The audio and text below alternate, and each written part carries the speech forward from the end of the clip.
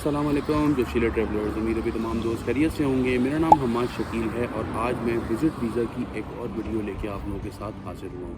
मेरी कोशिश होती है कि अपने इन वीडियोज़ के सिलसिले से आप लोगों को आगाही दे सकूँ कि कौन सा वक्त कौन सी कंट्री के वीज़ा अप्लाई करने के लिए बेहतर है। गुज़िश्ता वीडियोज़ के अंदर मैंने आपको कनाडा विज़िट वीज़ा के बारे में बहुत डिटेल में बताया है, तो अगर आप लोग भी कनाडा का विज़िट वीज़ा खुद से अप्लाई करना चाहते हैं तो आप मेरी विज़िट वीज़ा कंसल्टेंसी की प्लेलिस्ट के अंदर चले जाएँ। वहाँ पे आपको कनाडा की विज़िट वीज़ा से हवाले से बहुत सारी वीडियोज़ मिल जाएंगी। आज की वीडियो के अंदर कैटेगोरिकली हम डिस्कस कर रहे होंगे कि कनाडा का विज़िट वीज़ा अप्लाई करने का कौन सा टाइम सबसे बेहतर है और क्या इस वक्त कनाडा विज़िट वीज़ा अप्लाई करने के बाद विज़िट वीज़ा अप्रूव कर भी रहा है या नहीं कर रहा।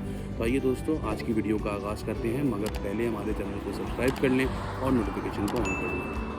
दोस्तों, कनाडा जो है उसको सबसे पहले समझना इस तरह से ज़रूरी है कि कनाडा के विज़िट वीज़ा जो है वो पूरा साल अगर आप अप्लाई करते हैं तो ज़रूरी नहीं है कि वो आपके अप्रूव हो जाएं। बहुत सारे टाइम ऐसे होते हैं जिसके अंदर टूरिज़्म दुनिया के अंदर नहीं हो रहा होता। इस वक्त हम मई के अंदर स्टैंड कर रहे हैं और मई ऑलमोस्ट ख़त्म हो गया और जून स्टार्ट हो रहा है।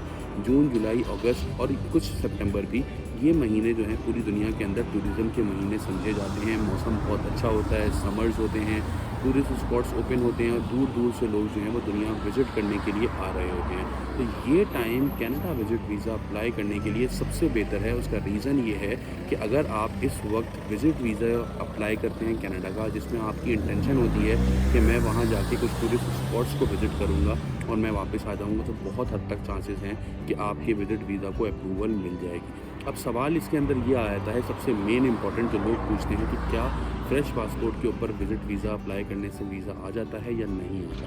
तो दोस्तों, फ्रेंकली स्पीकिंग बिल्कुल बात यह है कि फ़्रेश पासपोर्ट हमेशा जो है वो एक क्वेश्चन मार्क रहता है, उसकी क्रेडिबिलिटी हमेशा कम रहती है, क्योंकि किसी और कंट्री की उसके ऊपर शहादत मौजूद नहीं होती कि आप उनकी कंट्री के अंदर गए और आपने उसको टाइम से लीव कर दिया।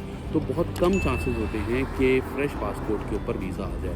स्टिल बहुत सारे केसेस ऐसे हैं जिसे मैंने देखा है और मेरे खुद के भी कुछ क्लाइंट्स ऐसे हैं जिन्होंने फ्रेश पासपोर्ट के ऊपर अप्लाई किया और उनका वीज़ा आया। तो उसके बहुत सारे रीज़न हैं। सबसे पहला रीज़न तो ये है कि उनका जो विज़िट वीज़ा का वो एक अपना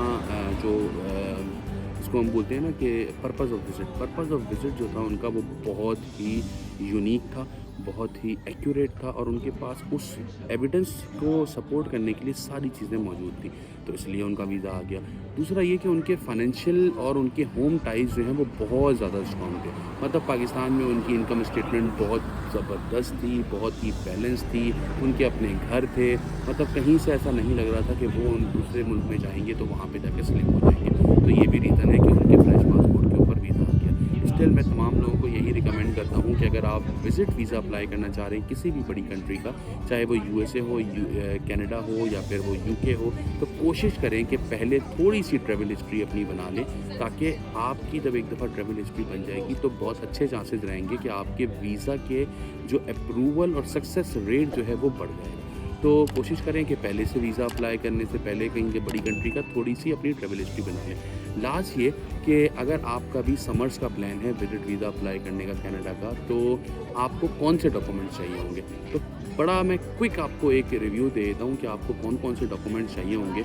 उसके अंदर सबसे पहले जो आपके डॉक्यूमेंट्स चाहिए होंगे विज़िट वीज़ा अप्लाई करने के लिए, वो आपका पासपोर्ट होगा, आपकी इनकम स्टेटमेंट होगी 6 मंथ्स की। अगर आप जॉब कर रहे हैं तो आपकी लास्ट 3 मंथ्स की सैलरी स्लिप्स होंगी। अगर आप बिज़नेस कर रहे हैं तो आपका जो है वो बिज़नेस के एनटीएन होंगे, बिज़नेस की रजिस्ट्रेशन होंगी, आपका एफआरसी होगा, आपका एमआरसी होगा। उसके अलावा आपके सपोर्टिंग डॉक्यूमेंट्स के अंदर आपकी प्रॉपर्टी है, अगर आपकी कोई इन्वेस्टमेंट है तो वो सारे डॉक्यूमेंट्स हैं वो आप उसके साथ प्रोड्यूस कर रहे होंगे। ये सारी चीज़ें जब आपके पास हो जाएंगी तो आप विज़िट वीज़ा अप्लाई कर सकते हैं।